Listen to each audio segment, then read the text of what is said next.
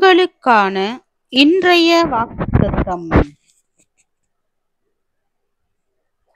தேவனே, உம்முடைய கிருபை எவ்வளவு அருமையானது! அதனால் மனுபுத்திரர் உமது செட்டைகளின் நிழலிலே வந்தடைகிறார்கள். உமது ஆலயத்திலுள்ள சம்பூரணத்தினால் திருப்தி அடைவார்கள். உமது பேரின்ப நதியினால் அவர்கள் தாகத்தை தீர்க்கிறீர்.